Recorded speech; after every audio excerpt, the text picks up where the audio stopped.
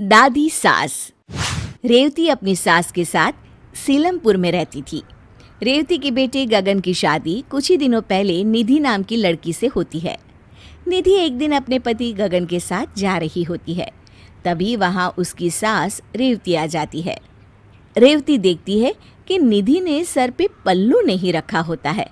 अरे ओ बहू, तुमने क्या ठेका लिया है हमारी इज्जत नीलाम करने का, जो बिना घूंघट के चले जा रही हो बाहर? मम्मी जी, आज के जमाने में कौन घूंघट करता है? बहू, ज्यादा बहस मत करो, समझी? चुपचाप घूंघट करो। मम्मी जी, घूंघट में मुझे कुछ नहीं दिखेगा, कैसे चलूंगी मैं? कितनी परेशानी होगी। ओहो, बहाने तो देखो महारानी के। ठीक है, परेशानी होगी तो कोई जरूरत नहीं है बाहर जाने की, चुपचाप घर पर बैठ जाओ। तभी वहां रेवती की सास आ जाती है। अरे क्या शोर मचा रखा है सुबह से रेवती? देखिए ना सासू माँ, बहू घर से बाहर जा रही है और घूंघट नहीं कर रही है। तो क्या हो गया, घूंघट नहीं कर रही है तो? और वैसे भी रेवती, अब जमाना बदल गया है और जमाने के साथ हमें भी बदल जाना चाहिए। जमाना बदल जाने से परंपराएं थोड़ी ना बदल जाती हैं सासू माँ। मैं जब आई थी, मैं भी तो हर वक्त घूंघट में रहती थी ना। हाँ, वो तो मैं भी रहती थी अपनी सास के आगे घूंघट में। तुम तो बस कहीं बाहर जाते हुए घूंघट करती थी। मैं तो खाना बनाते हुए भी घूंघट में ही रहती थी। पता है कितनी तकलीफ होती थी। पर सासू माँ, पर कुछ नहीं। निधि बहू, तुम जाओ, ये घूंघट करने की जरूरत नहीं है। धन्यवाद दादी सासू माँ। एक दिन निधि, गगन और उसके पिताजी ताश साथ में खेल रहे होते हैं। तभी वहां रेवती आ जाती है। ये क्या, आप सबको शर्म लिहाज है कि नहीं? आप तो निधि के ससुर हैं और उसके साथ ताश खेल रहे हैं, और तुम निधि, तुम्हें कोई शर्म लिहाज है ही नहीं? तुम क्या बच्ची हो कि तुम्हें ये भी समझाना पड़ेगा? मुझे माफ कर दीजिए मम्मी जी। चलो जाओ अपने कमरे में। एक मिनट, कोई कहीं नहीं जाएगा बहू। पर सासू माँ, ये कोई अच्छी बात तो नहीं है ना? क्यों, क्या खराबी है?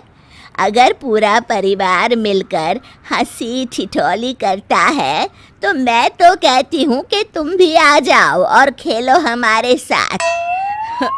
नहीं, मुझे नहीं आना। रेवती वहां से नाराज होकर चली जाती है। वो मन में सोचती है, ये सासू माँ तो मुझे सास बनने ही नहीं देगी। ऐसे तो निधि मेरी इज्जत कभी नहीं करेगी। रेवती अपनी सास के पास जाती है। सासू माँ, आप तो मुझे सास बनने ही नहीं दे रही हैं। आपको ही अगर सारे फैसले लेने हैं तो बहू तो मेरी इज्जत कभी नहीं करेगी। दादी सास बड़ी ही शांति से मुस्कुराकर जवाब देती हैं। ठीक है बहू, तू आज से सास बन जा अपनी बहू की। मैं कुछ नहीं कहूँगी आज से, ठीक है? रेवती ये सुनकर खुश हो जाती है और निधि के पास जाती है। सुनो बहू, आज से तुम्हें नौकरी पर जाने की कोई जरूरत नहीं है। पर मम्मी जी, दादी सास ने तो कहा था कि... तुम्हारी सास मैं हूँ बहू, तो तुम वो मानो जो मैं कह रही हूँ, समझी? कोई जरूरत नहीं है कल से काम पर जाने की। रेवती वहां से चली जाती है और निधि ये सुनकर दुखी हो जाती है। दादी सास ये सब देख रही होती हैं और उन्हें एक तरकीब सूझती है। रेवती बहू, कहाँ जा रही हो? सासू माँ, वो महिला अध्यक्षा की मीटिंग में जा रही हूँ। कोई जरूरत नहीं है जाने की। पर क्यों सासू माँ? मैं तो महिला अध्यक्ष की सदस्य हूँ और मेरा जाना बहुत जरूरी है। हाँ, पर मैं तुम्हारी सास हूँ और मैंने कह दिया ना कि कहीं नहीं जाओगी तुम। नाम हटवा लो महिला अध्यक्षा से अपना। हाँ, ये सासू माँ को क्या हो गया है? आज तक इन्होंने मुझसे कभी इस तरह से बात नहीं की। दादी सास वहां से चली जाती हैं और रेवती भी उदास होकर अपने कमरे में चली जाती है। शाम को रेवती और निधि खाना पका रही होती है। तभी क्या बन रहा है आज खाने में? सासू माँ, आज हम दाल चावल बना रहे हैं। बस दाल चावल? आज दाल चावल नहीं पकेंगे। आज तुम घिया के कोफ्ते और साथ में भिंडी की सब्जी और गरम गरम रोटी बनाओ। अरे लेकिन सासू माँ, दाल तो मैंने चढ़ा दी है। तो दाल वापस उतारी भी तो जा सकती है ना बहू। हमारे यहाँ किसी चीज की कमी है क्या जो सिर्फ दाल चावल बन रहे हैं? तुम भी ना रेवती काम चोर हो गई हो बिल्कुल।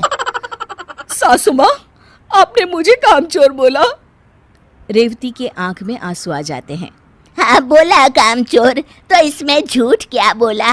लो अब आंसू बहाकर पति से शिकायत करेंगी महारानी। रेवती रोते हुए अपने कमरे में चली जाती है। सुनिए जी, आप सासू माँ से बात कीजिए, पता नहीं उन्हें क्या हो गया है। मेरी बहू के सामने मेरी आज उन्होंने इतनी बेइज्जती की है, क्या बताओ। तभी वहां दादी सास आ जाती हैं और मुस्कुराकर फिर नाटक करने लग जाती हैं। लो और सुनो, देखा सच कहा था ना मैंने कि मेरे बेटे से शिकायत करने जाएगी। हे भगवान, मेरी तो किस्मत ही खराब है। ये दिन भी देखना पड़ेगा, मैंने तो सोचा ही नहीं था। तभी रेवती कमरे से बाहर आ जाती है। सासू माँ, आपको क्या हो गया है? आप ऐसे क्यों बर्ताव कर रही हैं मेरे साथ? क्यों, मुझे क्या होगा? हुआ तो तुझे है बहू रानी, जो मेरी शिकायत कर रही थी मेरे बेटे से। ऐसी उम्मीद ना थी तुझसे। हाँ सासू माँ, मैं शिकायत नहीं कर रही थी, पर आप ऐसे बर्ताव कर रही है तो।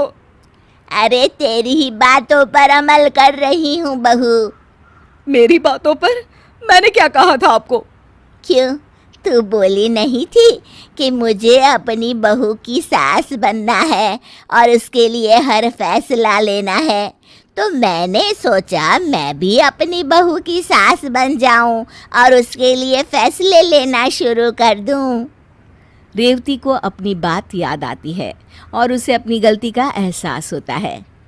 अपनी आज़ादी सबको प्यारी होती है बहू। मैंने कभी तेरे साथ कोई ऐसा बर्ताव नहीं किया जिससे तुझे कोई दुख हो, पर तू सास बनकर अपनी बहू पर हुक्म चलाना चाहती है और खुद तेरे साथ वैसा सुलूक हुआ तो रोने लगी। आप ठीक कह रही हैं सासू माँ, मुझसे गलती हो गई। मैं अपनी बहू को बेटी बनाकर रखूंगी, जैसे आपने मुझे बेटी बनाकर रखा है।